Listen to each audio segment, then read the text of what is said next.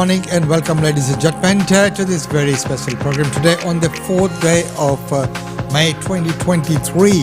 And as we know, today, it is a beautiful day out here in Brisbane, and we have some breaking news coming up very, very soon as well. Looking at all of these things, we will be looking at today about the stabbing, and then later on we'll look at the sugar prices here and how that man was sort of stabbed in the regions as well. So some of those news coming up your way. First of all, let's take a look at the news in brief. Investigators have worked late into the night in the South Australian town of Crystal Brook as they pieced together an attack which left 2 police officers in hospital and their attacker shot dead. Brevet Sergeant Ian Todd from Port Germain and Brevet Sergeant Jordan Allerley from Crystal Brook were attacked by a man with a knife and have been taken to hospital in serious but stable conditions. The federal government will allocate $11.3 billion over 4 years in Tuesday's budget to fund a 15% pay rise for aged care workers from July. More than 250,000 aged care workers will receive the pay rise, which was decided by the Fair Work Commission earlier this year and delivers on a recommendation of the Royal Commission into Aged Care Quality and Safety. The Aged Care Minister, Annika Wells, says the increase will encourage workers to remain in the sector. Russia has accused Ukraine of attacking the Kremlin in an unsuccessful assassination attempt against President Vladimir Putin. The Kremlin claims 2 drones were used in the attack but were disabled by Russian defences. Ukraine strongly denies the allegations. Environmental experts are calling on the Northern Territory government to rapidly shift away from fossil fuel-based energy after it gave the green light to fracking in the Beetaloo Basin. Oil and gas companies can apply for onshore production projects in a move condemned by environmental groups who are concerned it'll be catastrophic for the environment. There you are, up to date on Australian Indian Radio. First of all, now, let's take a look in a slightly in-depth manner of that stabbing. Investigators have worked late into the night in the South Australian town of Crystal Brook as they pieced together an attack which left 2 police officers in hospital and their attacker shot dead. The pair was following up on a minor disturbance at the local supermarket in the town, about 200 kilometres north of Adelaide, when they were attacked by a man with a knife. Brevet Sergeant Ian Todd from Port Germain and Brevet Sergeant Jordan Allerley from Crystal Brook are in a serious but stable condition, but the incident has certainly rocked the local community and the entire state. Reporter Bethany Alderson joins us now from Crystal Brook. Bethany, good morning. So firstly, how are the police officers this morning as far as we know? Well, as far as we know, the 2 police officers, Brevet Sergeant Ian Todd and Brevet Sergeant Jordan Allerley, are in serious but stable conditions in hospital in Adelaide. Now, Brevet Sergeant Ian Todd sustained life-threatening wounds after being stabbed to his neck and arms. Now, Major Crime and the forensic team have been examining the scene here at Symonds Street at Crystal Brook, about 200 kilometres north of Adelaide, all night, where that fatal shooting occurred. Police say the 2 officers attended the house for a routine checkup following a minor disturbance at the local supermarket yesterday. That's when they were attacked by the occupant of the home, who stabbed them with a knife. Police then shot the man, who died at the scene. Now, the state's Police Commissioner Grant Stevens visited Crystal Brook yesterday, where he praised a member of the public who offered first aid at the scene. They took it upon themselves to step into a situation they wouldn't have a full appreciation of, potentially having heard gunshots, and supported their local police officers. And I can't convey just how grateful we are for that person's intervention. Now, investigations into this tragic incident will remain ongoing for quite some time, but it's safe to say this will have long-lasting impacts on many regional communities in South Australia. So there you are, and but what a tragic incident, and we hope that they get to find out the real cause of it, why it happened, as we know that the perpetrator has been so dead. Well, sugar in the morning, sugar in the evening, and sugar at supper time. Oh, my little sugar, we'll love you all the time. As Australia's sugarcane harvest gets underway in a few weeks, farmers are locking in once-in-a-generation prices for their crops. We've had some very high spot prices for the May contract and for the 2023 price, it's gone well up above the $750 a tonne, which is very exciting for growers. Sugar prices haven't been this high in more than a decade, a gift for an industry which has struggled in the past few years. 2019 there was a fairly good outlook on the prices going forward, but then COVID sort of changed everything, as it did with everything, and the price just crashed. Right now, it's double the normal asking price. $800 a tonne is way above production costs. We're getting into the stratospheric sort of phase in the market now. It's thanks to a deficit in global supply. India had problems with their crop, Thailand had problems with their crop, China's coming in lower than expected, Mexico's having problems with their crop at the minute. Sugar is Australia's second largest export commodity behind wheat, with a forecast value of $2.4 billion this year. With strong prices and favourable weather conditions, Australian growers are ready to step up to the global mark. I think the main issue now is hopefully mill performance going into the 23 crush, that the mills run well and we can get our crop off in a good time. I'm pretty sure all mills have been looking into the operations of last year and I feel confident that everybody have made the necessary adjustments or investments. Lucy Cooper, ABC News, Home Hill. And isn't that wonderful news? Because, sugar all worldwide has been on the decline because people have been becoming more health conscious and the sugar intake has sort of declined. But now with many countries facing problems with their crops due to reasons, various reasons, Australia is coming up to the point and getting some very good prices. So well done. That farming is not easy. It is hard. It is tough. It is hard yakka, and the farmers deserve a good price for their crop. Right now, let's look at the next news. Speeding man and the police, chase speeding at more than 100 km an hour.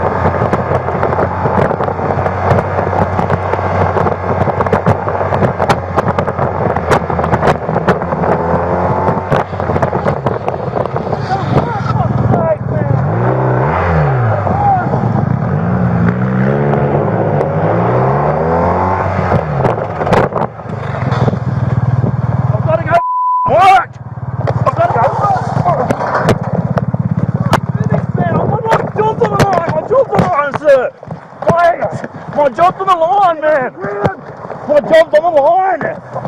It's all good, man. Stop. What a chase! He really gave them a buck for the dollar, and took two police motorcycles, and he's on a scooter, and they had a hard time trying to get him. Wow. Well, right now, let's look at that situation in Sudan, where a lot of Sudanese people from Australia are stuck there calling for help.